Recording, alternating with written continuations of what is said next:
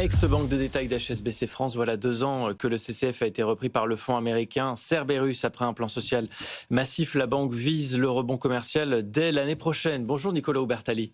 Bonjour monsieur. Merci d'être sur notre plateau ce matin. Le grand entretien avec vous. Vous êtes directeur général du CCF, le Crédit Commercial de France. Plan social qui a été amorcé il y a 1 an, qui vise 1/3 de suppression de postes. Où est-ce que vous en êtes aujourd'hui ? Alors, tout d'abord, quand on parle de plan social, c'est toujours une question humaine qui n'est pas facile à gérer. Mais on a décidé de le faire d'une seule fois. On a pris une décision difficile. On a dit, on ne va pas se relancer pendant des années à parler de relancement, un plan après l'autre. Non, on le fait d'une fois. On est responsable, on le dit, on le fait. Et c'est un plan qui est une transformation. Ça se vient aussi avec des centaines de millions d'investissements dans la technologie, chose qui n'avait pas été faite au Crédit Commercial de France pendant des années. Et ça a porté donc un changement du système, du service à notre client. Donc des investissements qui portent à un service différent, qui portent aussi à des suppressions de postes, qui est une question humaine qu'on doit vraiment tenir en compte. On va y venir largement, bien sûr, au projet, à l'innovation, parce que le secteur bancaire se transforme amplement. On en parlait depuis le début de cette matinale, notamment avec ce partenariat entre Mistral et HSBC. On le commentera dans un instant. Mais d'abord, pour terminer sur ce plan là de transformation, sur les presque 700 postes qui sont concernés, vous avez plus de 90% de départs volontaires. Oui, voilà. Alors, c'est difficile de parler de succès quand il y a des suppressions de postes. Mais on s'attendait autour de 60%. On a eu 90% et plus de personnes en volontaire. Alors, moi, je pense toujours à ceux qui ne sont pas volontaires et comment les accompagner. Alors, c'est là où on passe nos journées à penser comment les accompagner. Et ça, c'est fondamental pour nous. Cela dit, obtenir plus de 83% de volontariat, c'est quand même, ça veut dire qu'on a eu une très bonne discussion avec nos partenaires sociaux, qu'on a réussi à trouver quelque chose que les gens veulent bien faire. Et donc, ce plan va se prolonger encore l'année prochaine. Donc, finir l'année prochaine, en 2026, alors que la banque est déjà complètement repartie, parce que c'est un plan qui ne touche aucune position de conseiller bancaire. Donc, pour notre client, son conseiller bancaire reste, son agence reste, ça ne change pas. Voilà. Il va y avoir un travail de notoriété aussi à faire, parce que c'est vrai que CCF, dans le paysage bancaire, ça parle peut-être pas beaucoup. Après, tout dépend de qui vous voulez toucher, mais quel est le travail que vous allez avoir à faire là-dessus ? Ben oui, alors c'est une marque iconique française, donc depuis 1917, qui a fait même l'histoire de France durant la Deuxième Guerre mondiale, et s'est opposée à l'investisseur. Il y a eu des banquiers comme de Pébro, de Croiset, Philippi, et maintenant je m'assis dans cette chaise, donc c'est vraiment un énorme honneur de relancer dans un marché qui est consolidé comme le marché français. Relancer une marque, c'est quelque chose que quand même est extrêmement beau à faire, et mes équipes sont très, très émotionnées de pouvoir relancer ça. Donc on est vraiment content. C'est un défi, mais un défi qu'on est prêt à prendre parce qu'on a une partie de marché très spécifique en France qu'on peut absolument servir de façon différente. Et là, vous visez un positionnement peut-être plus haut de gamme. Avec quel profil de clientèle ? Alors notre profil de clientèle, c'est un profil patrimonial. C'est-à-dire, qu'est-ce qu'on veut faire ? On veut aider les gens à investir leurs épargnes. Mais ce que les Français ne savent pas faire. Ce qu'ils ne savent pas faire, ou ceux qu'on sert extrêmement bien, les super riches, on leur offre des produits qu'on n'offrait pas, et nous on veut prendre ceux qui étaient dédiés qu'aux super riches, on le reporte à tout le monde. Parce que ce qu'on voit, nous, c'est si vous avez 50 000 euros, 75 000 euros à investir, c'est tous vos épargnes.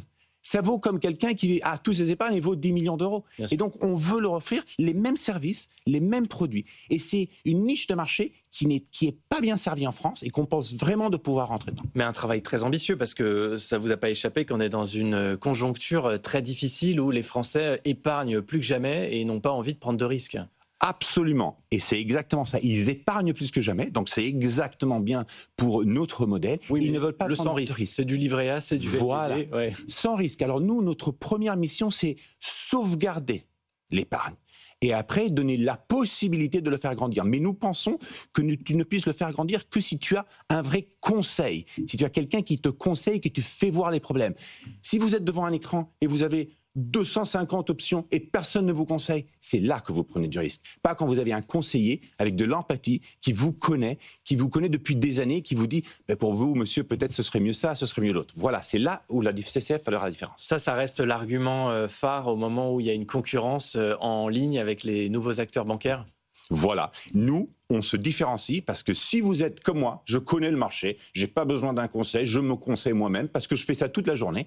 Mais si vous êtes un docteur, si vous êtes un avocat, si vous êtes un notaire, un journaliste, Vous connaissez la différence entre un produit et l'autre? Vraiment le risque? Ou vous avez besoin peut-être de quelqu'un qui vous conseille? Et vous savez, en ligne, tout va bien jusque quand les marchés montent. Mais si les marchés descendent et vous perdez 20%, qui vous appelez? Vous faites Après, quoi? on a de la gestion pilotée en ligne aussi, qui coûte souvent moins cher que dans les banques traditionnelles. Le secteur s'est quand même beaucoup transformé. Absolument. Une gestion pilotée par une intelligence artificielle gérée par donc un code. Un robot. Et un robot, mais moi je veux l'empathie. La confiance, c'est ça la base de la banque. La confiance et l'empathie. Je suis convaincu qu'il y a une partie des Français qui, comme moi, veulent ça. Ouais. Alors, pour durer, Niccolò Ubertalli, dans la banque, il faut innover. En ce moment, 2 innovations dont on entend de plus en plus parler, ce sont l'euro numérique, qui est beaucoup poussé au niveau de Bruxelles, et les stablecoins. Comment est-ce que vous vous positionnez là-dessus, sur ces technologies? Alors, l'euro numérique est fondamental pour la souveraineté européenne. Alors, est-ce que c'est un nouveau produit? Non. Est-ce que ça va changer comment les clients utilisent leur argent? Non. Mais on ne peut pas toujours dépendre de quelqu'un d'autre. On ne peut pas toujours dépendre d'un copain qui aujourd'hui est copain, demain ne sera pas copain. Donc c'est bien pour l'Europe, même si ça coûte, c'est bien pour l'Europe qu'il se crée sa liberté et sa façon d'être. Et l'euro numérique va passer par ça, parce que ça va nous donner un produit qui existe déjà, mais contrôlé par nous. Et si le copain, un joueur dira vous n'aurez pas nos systèmes de paiement, on aura le nôtre. Et les stablecoins, c'est le même esprit, ces devises, ces crypto-actifs adossés à une devise telle que l'euro. On sait qu'aux États-Unis, ils sont très développés, beaucoup plus en avance que les Européens là-dessus. Alors, je ne le conseillerais pas à mes enfants aujourd'hui. Voilà, c'est quelque chose qui est quand même un pari.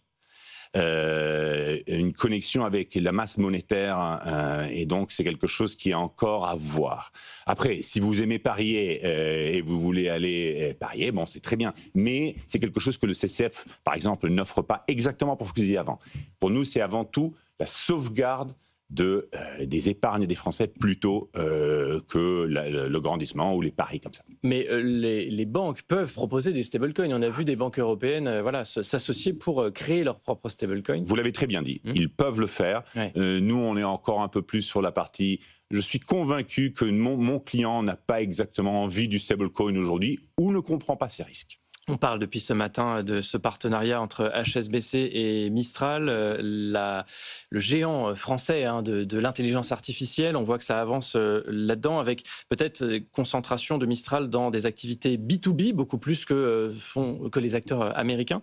L'IA, elle touche votre secteur dans le conseil, dans le service client. Où est-ce que vous en êtes, vous ? Alors tout d'abord, très fier qu'il y ait une boîte française tellement grande et qui fasse de l'intelligence artificielle. Comme le disait Draghi hier, il faut avoir ça, il faut se lancer sur ça. Donc l'Europe doit avoir des champions de ça. Très content qu'une boîte française le fasse. Comment est-ce qu'on l'utilise? Un peu différemment. On ne le met pas en face du client. On a investi beaucoup sur l'intelligence artificielle à support de notre conseiller qui après l'utilise pour parler avec son client. Donc le service va être beaucoup plus rapide parce que l'intelligence artificielle aide mon conseiller, mais je retourne sur le fait que encore le face-à-face, encore la confiance se fait à travers un être humain et pas à travers un algorithme. Et donc l'IA ne supprime pas des emplois chez vous? Alors, il les a supprimés dans la partie du back-end, c'est-à-dire dans la partie qui n'est pas face au client.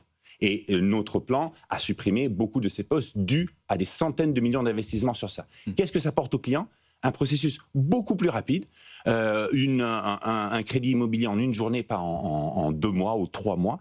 Mais c'est vrai, c'est des suppressions de postes. Ça, ça va continuer, ça va avancer. Mais ce que je tiens beaucoup, c'est la discussion avec le client va être avec une personne, avec un être humain, pas avec un algorithme. Ça, c'est la base de la banque. En 15 secondes, vous êtes passé par différents établissements bancaires européens. Vous avez aussi une vision périphérique du marché. Comment est-ce que vous regardez aujourd'hui l'attractivité de notre pays, l'attractivité de la France? Alors, la France, c'est un super pays. Alors, on en parle toujours en train de le critiquer, mais une économie solide. Des banques grandes, solides et consolidées qui peuvent aider leur pays. Franchement, la seule chose qui manque était le CCF, dirais-je. Et on va le relancer maintenant. Merci beaucoup, Niccolò Ubertalli, de nous avoir accordé cette interview ce matin sur BFM Business, directeur général du CCF, le Crédit Commercial de France.